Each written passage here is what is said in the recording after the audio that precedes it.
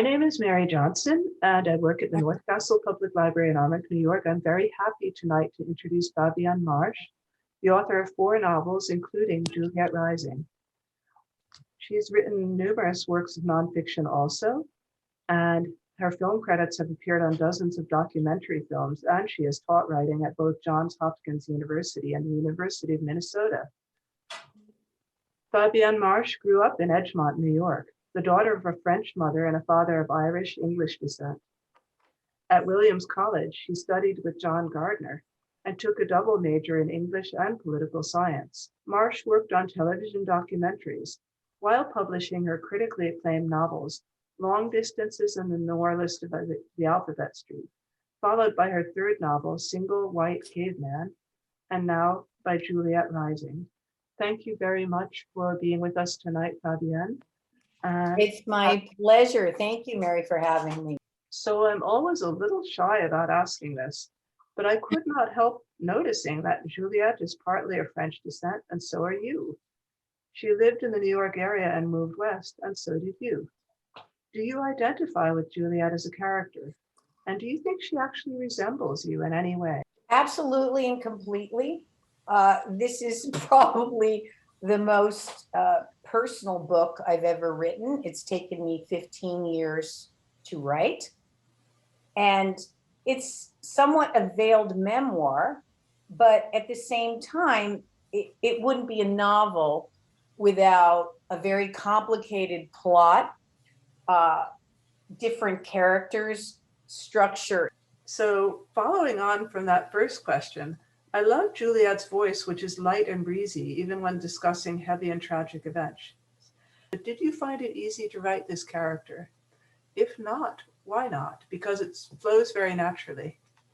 Thank you. I found it easier to write the character. I found it very difficult to construct the book and the plot because it's kind of like an algorithm. If I made one choice, that precluded another choice. What I'd like to do, if I may, for people who have not read the book, is set up the plot about moving from west to east. And the narrator, of course, is Juliette. I moved to Oregon after the father of my children blew up our brownstone on West 97th Street in New York City. I had no doubt the move would be better for our children, though I worried they would not have a normal childhood. 2 years later, I confessed to pining for some of the very things that drove me west. People out here are so protein powder, low carb, healthy, and laid back that I miss my wine swigging, cigarette sneaking, bipolar friends in New York. Today, Pat called to tell me that the New York Times had an article about a bereavement group she wants me to attend. They're doing very interesting work, she said. I think the bereavers are in your neck of the woods, she says. Which neck would that be? I asked. Tryon Creek State Park, isn't that near Portland? I am always giving Pat geography lessons, as I do for all New Yorkers. I begin with Lewis and Clark, the Louisiana Territory, and Thomas Jefferson. In the Pacific Northwest, the expedition's goal was to learn where the continent ended.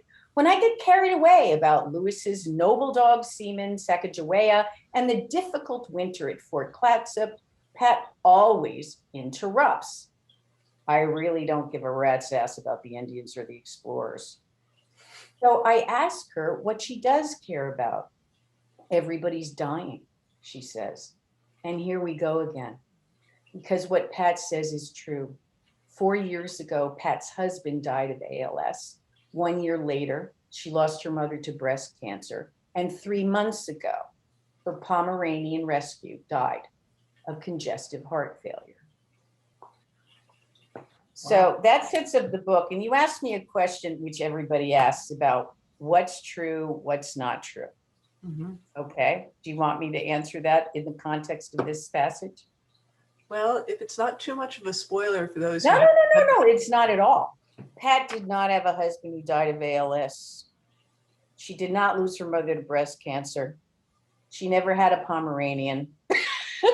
So what I'm saying is, you can get the kernel of someone, as I often do, but the work is in making them less of a cartoon figure and filling them out, so to speak. The other thing is, one thing is true. There was an explosion in New York City. It was on the east side. It wasn't on West 97th Street. There was a man who did not want his wife or children during the divorce to inherit anything, anything. He blew up the townhouse with himself in it with a gas leak. So It's horrifying. It's horrifying. Now, the point is, when people ask me what's true, that's a true event. So for me as a writer, I use that as what they would call in film an inciting incident. That's the incident that starts, unraveling the plot. But honestly, I had no idea where I was going with it. And it was very complicated because that's a hard thing to negotiate in terms of believability and weaving in other characters who come into Juliette's life. Now, give a writer an explosion and a plot to construct and characters, I decided that they would find Peter Stuyvesant's wig curler at the site, right? Because it becomes an excavation zone, almost like an architectural site and all that. So that's where the creating of things is completely different from things that actually happened. And that's a difficulty in writing. Yeah. So again, I think that as we've talked, you've kind of answered this, but what inspired you to tell Juliette's story in particular? Well, on the personal side of things is that I experienced a tremendous amount of loss in the space of 9 months. I lost my mother, my father, my grandmother. I moved from the East Coast, which I loved.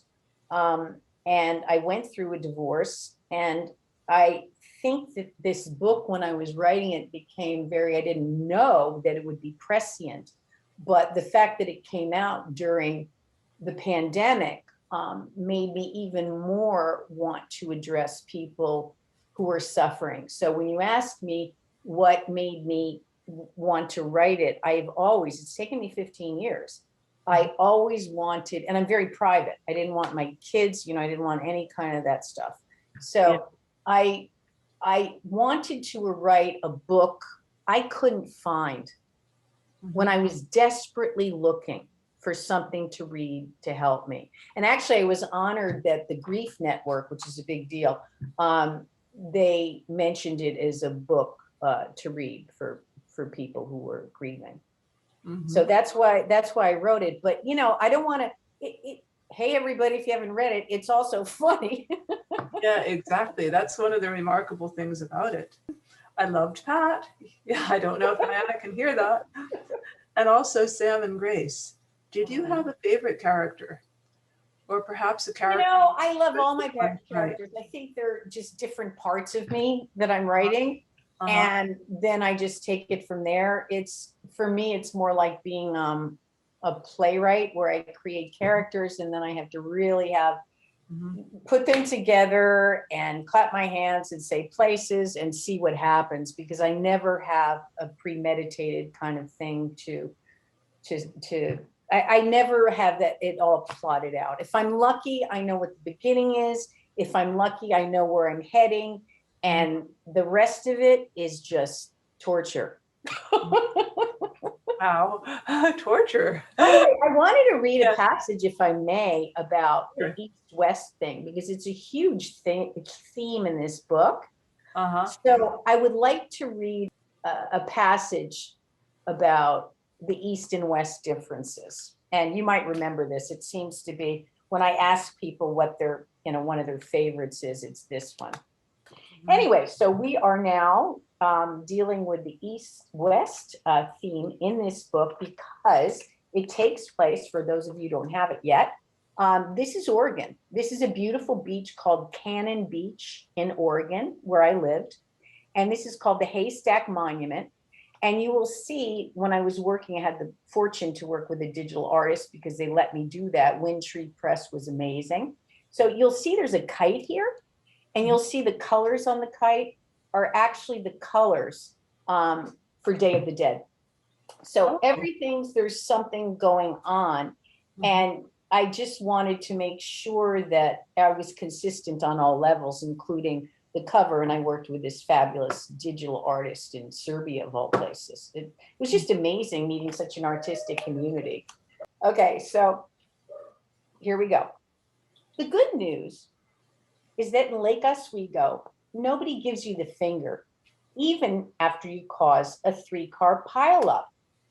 When waiting to make a left turn, few people honk you into oncoming traffic. You don't get the misplaced rage. The bad news is that I'm bored. There's no edge here, only laid back, militantly laid back. Pat, Bill, and I tried to make a list in defense of edge, but it was a very mixed bag. Some ties, some clear victories for laid back. Edge RSVPs, laid back doesn't even show up.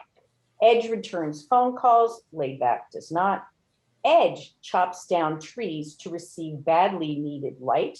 Laid back makes it a criminal offense. Edge keeps psychiatrists in business, laid back does not. Edge has restaurants with New York minute service. Laid back reassures customers that baby lettuce did not suffer when it met its forager. Edge produces hairstylists and colorists. Laid back grows out gray. Edge is competitive. Laid back is not. Edge gets you fired. Laid back gets you fired. Tie score. Edge produces white collar criminals who live in luxury homes. Laid back produces sociopaths who live in cabins. Edge produces art. Laid back produces crafts. Edge is arrogant and compiles lists like this. Laid back is too relaxed and enjoying life to bother. And I know these are gross generalizations, but every stereotype has 10% of truth in it. So this, I think, brings me to another question. Yeah. Getting back to real world inspirations, did you ever visit Mexico? And if so, did you participate in Day of the Dead celebrations? Either way, what did you find most moving or comforting about this tradition? I have been to Mexico. I did go to San Miguel de Allende, where the Day of the Dead, where the bereavers go. And we need to talk about the bereavement group because that's why they're going to celebrate Day of the Dead, which we will. And true, not true, I've never been to a bereavement group. So I had to create all of these characters, many of whom are going through the worst things you can go through. So when I was thinking of the bereavement group that is going to Mexico, this was pre-pandemic, and I thought we are dealing with epidemics in our country. That was my macro idea, but a macro idea doesn't make a flesh and blood characters and a book. So I knew I wanted to address the opioid crisis. I knew I wanted to address the suicide crisis. I knew I wanted to address the loss of a child, the loss of a spouse. I knew I wanted to address those issues. And that's what I did. But I had to make these, characters and cut them out of whole cloth. So that was very difficult. What I'd like to do is read a really short passage about what it's like to be, and this is a letter, and you mentioned that you actually like some of the letters. Yes. So I'd like to read a letter. So page 16, this is a letter to the afterlife where Juliette she's writing to her grandmother. Do you remember when by the way, her grandmother lives in Paris, okay? So she says, chère grand-mère, which is dear grandmother. Do you remember when we all visited the church Van Gogh painted in Auvers-sur-Oise? Everything in the town, including the church, looked gray and flat.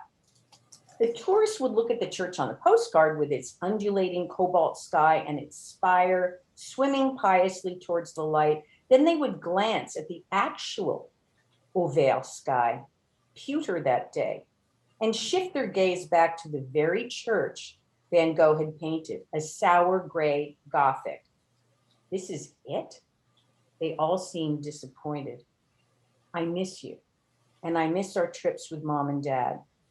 The world looks as gray and flat as Auvergne these days, and I don't seem to be able to see or to paint it any other way.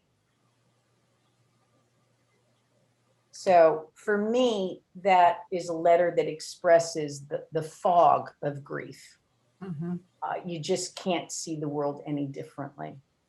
And only an artist like Van Gogh can, right? Because he saw this church, which was unexceptional. And it's one of the most beautiful Van Gogh works I've ever seen. So I thought that would be helpful. The only other thing I wanted to comment on is that there are 4 Juliettes when we're talking about you're interested in construction and how things are made in books, right? So there are 4 different Juliettes. There's Juliette with the interior monologue, and I'm going to read a short one for you, because there's the Juliette of the interior monologue and there's the letters to the afterlife. That's the second one, right? She's writing to her loved ones. There's the real time Juliette, which we haven't read because that's part of the book. It's just back and forth with her real life, actual time. And then there's the narrator Juliette. So on top of that, to figure out the plot with Bill and Lucas and all these suitors who are after her and the children it's just hard. Okay, so I'm going to read one of the internal Juliette passages about grief. During the day, I lead the life of a single working mother, summoning up the machinery for survival. At night, I descend into the darkness and anxiety of an active, traumatized mind. When I dream, I do not want to wake up. I do not want to leave those I love. I feel literally torn from the dream. I smolder like a rocket booster, scorched by reentry. I have trouble participating in the day. I might be going through my daily routine, but it's as if I'm living in another time. I plod on, hunting and gathering, getting and spending, but I carry an entirely different reality into my day. I need strength. I need coffee. I need affection. I need medication. I need love. I need understanding. I need a belief in something outside of myself. I need to know that I'm not alone. I need to know that I have not lost my mind. I need to know that my beautiful, sweet children and all the students I teach will not be fucked up for the rest of their lives because what adults have put them through. Which reminds me of the poetry reading. That was kind of fantastic. Oh my God, the poetry reading. Oh my God, poetry day. And then, yeah, I don't want to do a spoiler alert because that's just too much. Okay. Well, the son reads, a Nassau, he turns a Nassau passage into poetry. Mm-hmm. But the daughter, because of Pat, under her tutelage, reads Philip Larkin. And I'll just give you the first line. They fuck you up, your mom and dad. They do not mean to, but they do. All right, so we'll leave it at that. So you have read one of those letters, which I thought was so wonderful. And as I said, I was very interested in that structure because I've not really seen it very often. I wouldn't say that I've never seen it, but it is unusual to have these different types of narration in one book. And so I was wondering how you decided to what forms to use for different parts of the story. Was this a conscious thing, or did you just follow the flow, or how did that work for you? Well, that's a good question. I didn't. It kind of chose me because it was more like, how am I going to do this? Mm-hmm. How am I going to get inside her head? How am I going to have her talk to people who are dead? How am I going to, and real action stuff was easy. That was just easy. How am I going to mesh that with the narrator herself. So it was very hard, but my first novel, Long Distances, was an epistolary novel. And for somebody who loved 18th century literature, and like Tristram Shandy and epistolary letters that are so bawdy, they take the top of your head off. It was a familiar tradition to me, but nobody was using it at the time I wrote Long Distances. That's not true. Alice, The Color Purple. She was doing that, but it was to one character. It was dear God, dear God, dear God. My epistolary novel had 6 different characters. So the reader put a lot of work for the reader, but fun work. They had to figure out what was going on between the letters. I also wanted to give people a sense of the relationship, the kind of joy she has with her children. And when she's talking to her parents who are no more, and she's trying to catch them up on what they've missed, which is a very difficult thing for me personally, because I lost my parents before my kids were older. But I think that for me was very helpful. So for those of you following along, we'll be on page 174. And this will be a letter to her mother and father. Louis, shut up. This will be a letter to her mother and father, and letter to the afterlife. Dear Mom and Dad, you are both very lucky that sex ed was in its primitive phases in elementary school. I graduated with A's in biology classes without knowing that a snake had a penis. Still hard to believe, actually. These days, seaweed has a sex life and gender is fluid. Very difficult concepts to explain to my students, and especially to Sam and Grace. Thanks to the disinformation disseminated by your granddaughter, my suitor thinks I'm bisexual. His ex-wife is convinced I'm a lesbian. My son thinks I hate men. And my daughter thinks the entire state of Virginia is inhabited by virgins. All my love, Juliette. By the way, if you want to hear another true story, and it's okay, I've discussed it with my daughter, and her name is Juliette, but she has nothing to do with the book. I just love the name, like Juliette Binoche, all the Juliettes I love, including my daughter. So my daughter, when I made an attempt to start dating, and I just want to say that kids are huge saboteurs. They're just like huge saboteurs. They're me, and that's normal. They should be. Okay, fine. So I was playing Scrabble. It was very innocent. My friends know I love to play Scrabble, and I have a huge rivalry with my brother. And we were playing Scrabble, and then afterwards he said to me, "It's okay, I know." I said, "You know what?" He said, "I know. Juliette told me." I said, "She told you what?" "That you prefer women." I said, "What?" My daughter was 10 years old. And I said, "That's crazy." Okay, fine. So later I went to Juliette. I said, "Honey, did you tell John that that I was a lesbian? Do you know what that means?" She said, "Yes, I thought you were." Like deadpan face. Right? So I said, "Well, I'm not." And then my son, while I was still playing Scrabble, I mean, this is all not in real time, but when I was playing Scrabble with this gentleman, totally chaste, just playing Scrabble, my son stood over the Scrabble board and he said, "Are you dating my mother?" And this gentleman said, "I thought we were just playing Scrabble." So I stopped dating. I stopped dating for at least a decade. I just gave up. It was just, I couldn't. And that's before anything, even happened. So I just want you to know that that's a true story. It's been approved for my daughter. I told her that I would, I told her I would share.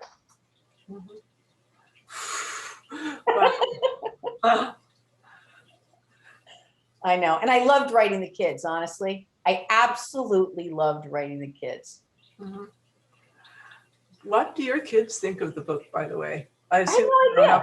I have no idea. I gave them copies. I inscribed the copy, and I just, as they say, I'm not that religious, but let Jesus take the wheel. Okay.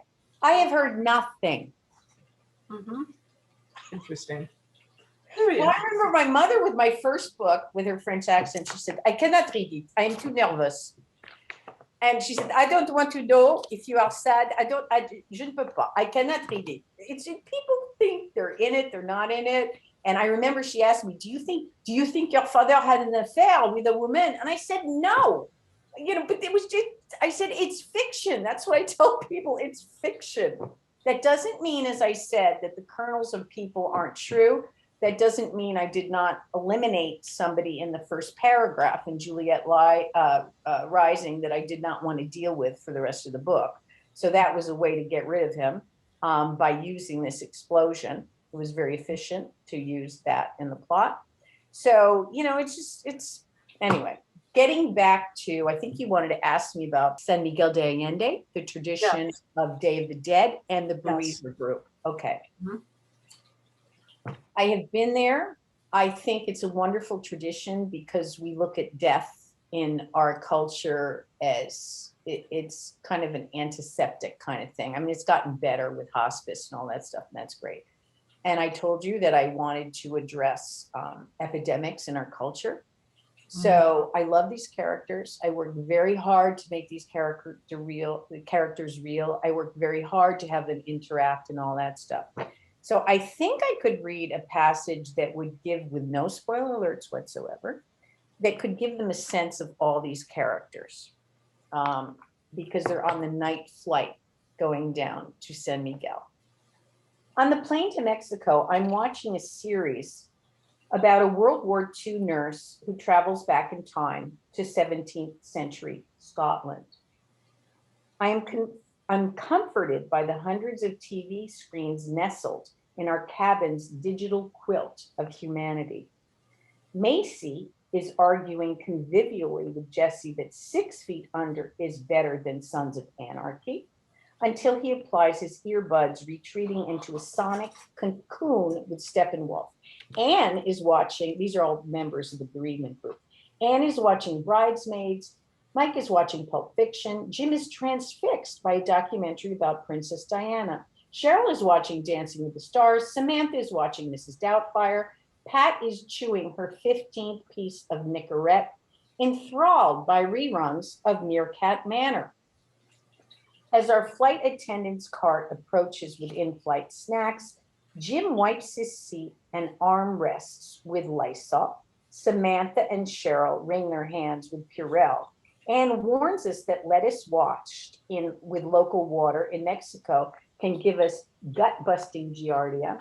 Macy asked if we bought mosquito repellent with DEET now that we're traveling to a country with confirmed cases of Zika. Pat advises me to slide the exit latch in the bathroom with my knuckle, and suddenly I'm wondering if what I've been teaching my students all these years is insufficient. Sneeze inside your elbows and wash your hands with soap and water while singing Happy Birthday twice. We have all suffered so much, and here we are at 30,000 feet, leveraging mortality by declaring war against 99.99% of all microbes.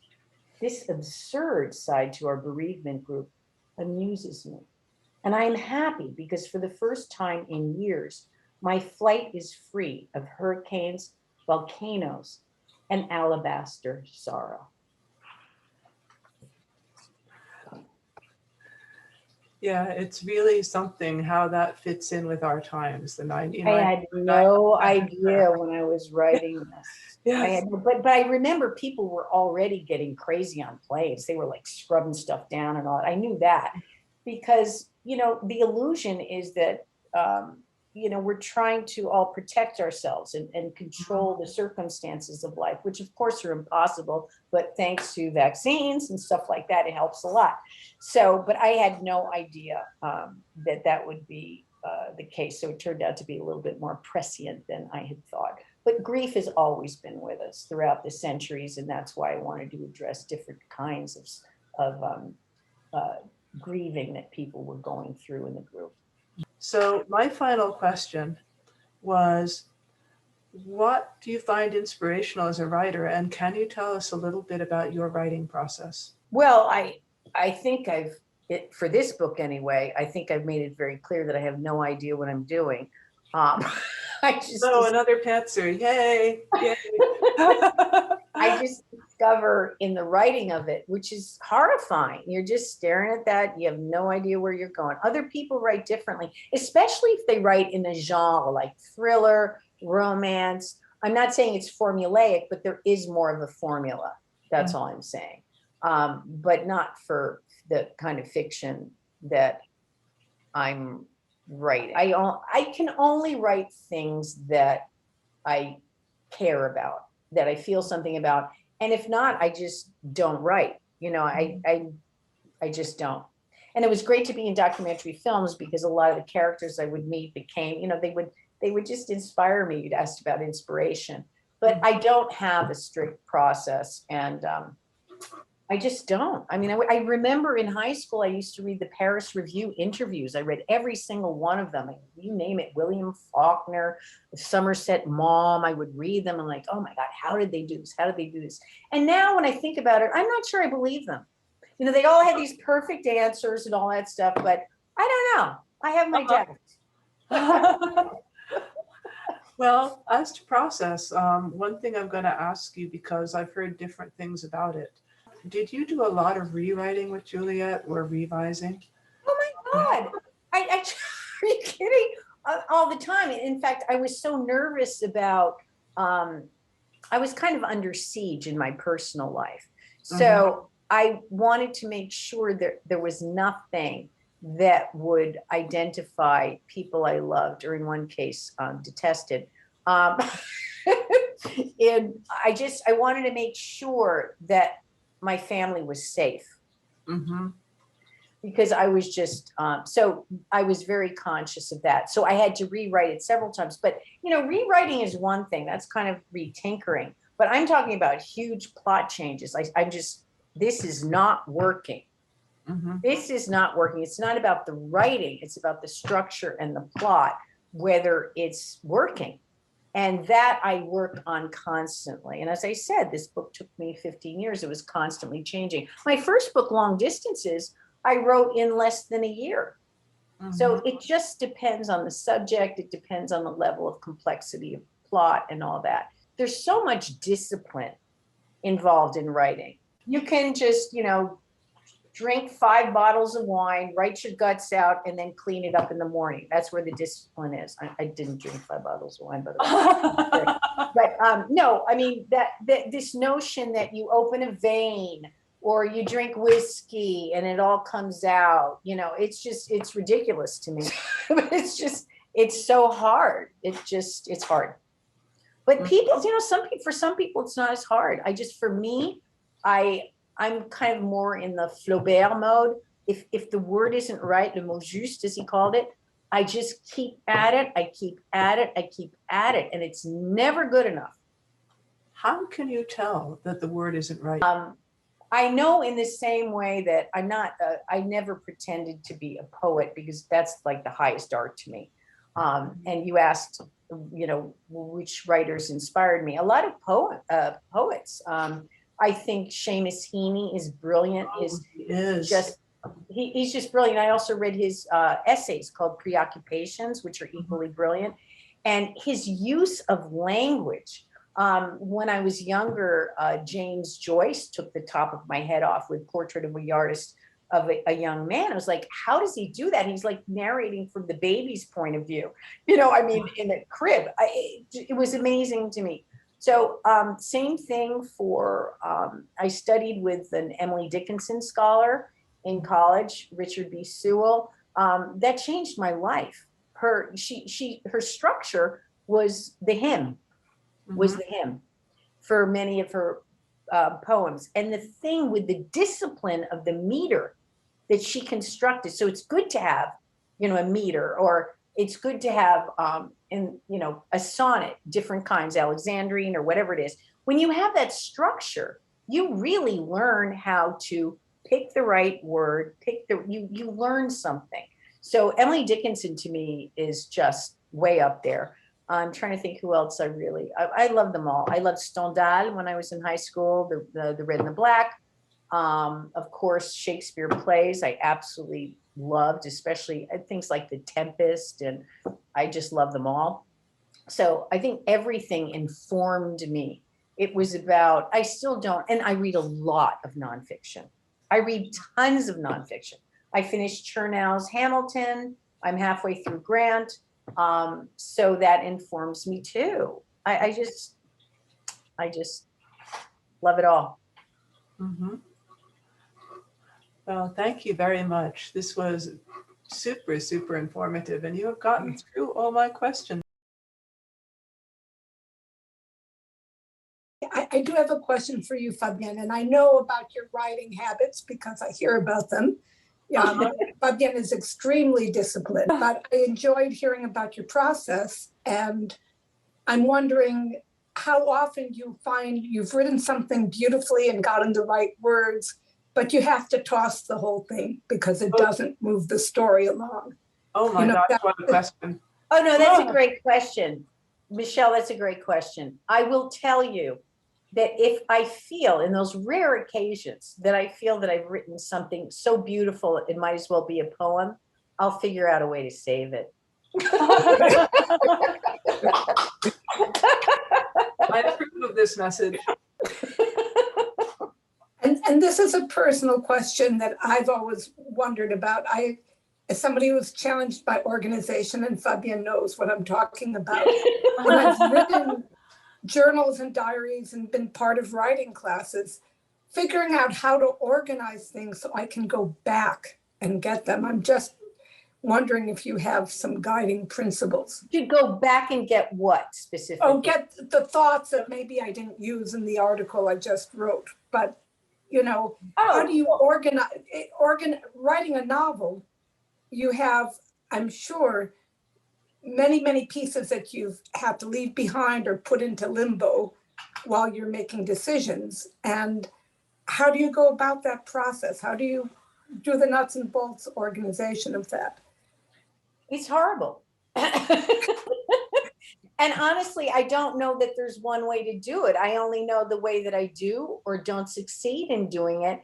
And I you get to a certain age, you just stop beating yourself up and just say, look, what's working? And then I have amazing friends that I force to read my work. Usually I'll do a draft that I think is okay. And then when I feel that it's a lot better, then I'll send it out. I'll sometimes send half of what I've written, half of the book, and say, what do you like? What do you not like? But I don't have that many people to do that with. I know a lot of people who are in writers groups and all that stuff, but I tend to work alone, pretty much. Does that answer your question, Michelle? It does. And, as well as anybody can answer it, it's just, I think probably everybody has a different solution. I want to give a happy story here. I had a very fancy agent in New York City who left me for Hollywood. Oh, gee. And that's a story there. Right.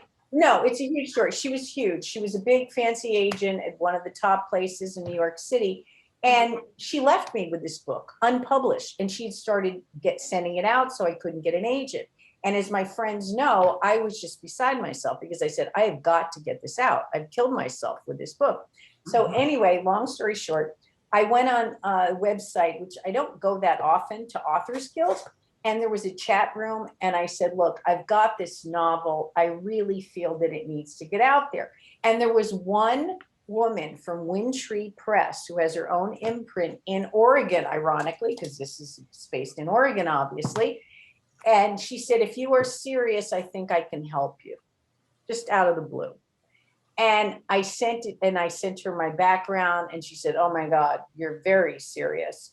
So she said, I will work with you. So as a result, for the first time in my life, I went with a much smaller indie print press in Oregon. And it's been an absolute joy.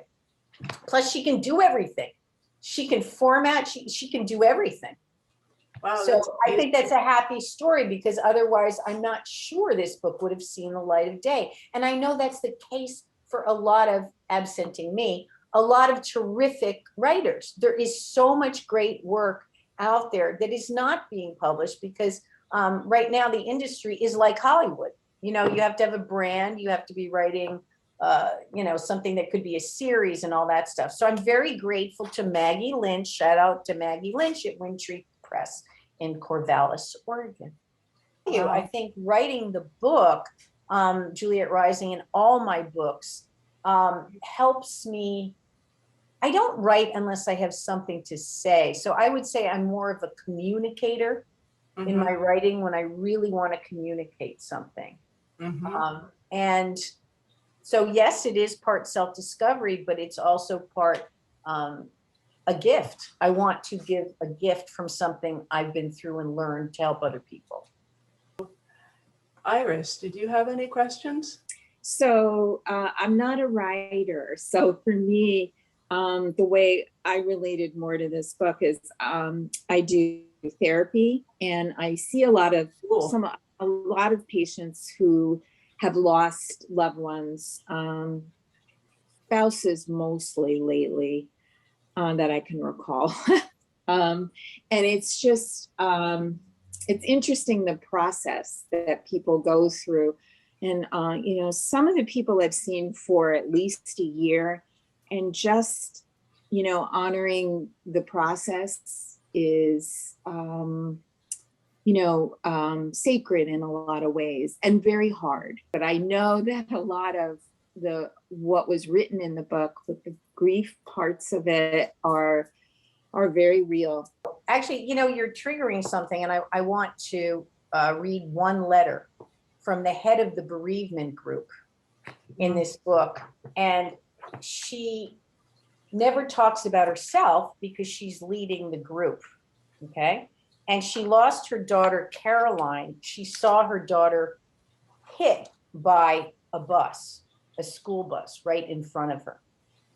I want to read this one because she never once shared. She was just the leader of the group. And she's writing to her daughter. My precious Caroline, when I lost you, all my hopes and dreams for you died, along with those of your father, grandparents, teachers, and friends. You were our future. The moment we laid eyes on your sonogram, we felt a wondrous love. We readied our house with cribs, jolly jumpers, high chairs, bouncy seats, and baby swings. We opened a savings account in your name. Now we comb through all the things you loved. I Spy, Magic School Bus, Play-Doh, lanyards, sparkle paints, Disney movies, Halloween costumes, ballet outfits, soccer team photos, and jewel sticker stories. At night, we have nothing to put in your backpack. No lunch with goldfish or gummy snacks. No box of Kleenex requested by your teacher. Our garage is a monument to your enthusiasms: skis, bicycles, boogie boards, fish bowls, beach balls, soccer balls, and ice skates. Before your father and I start the car, we stare at each other as if we have nowhere important to go. No dance practice, choir practice, piano lesson, or birthday party. All the hours we cheered for your soccer team and clapped for your performances. All the nights we read you to sleep. We have too much time we don't need and don't want without you. So realize that my characters are far closer to what I experienced in the book, but I'm recounting everything I've learned about it to help others. So I don't know if there are any other questions or any way that we would like to wrap up. I just want to say thank you, and I love you all, and I love libraries, and thank you for having me. And for anybody who's interested, I do book clubs for free, just because I want to get this book to people who I think it would help. Thank you so very much.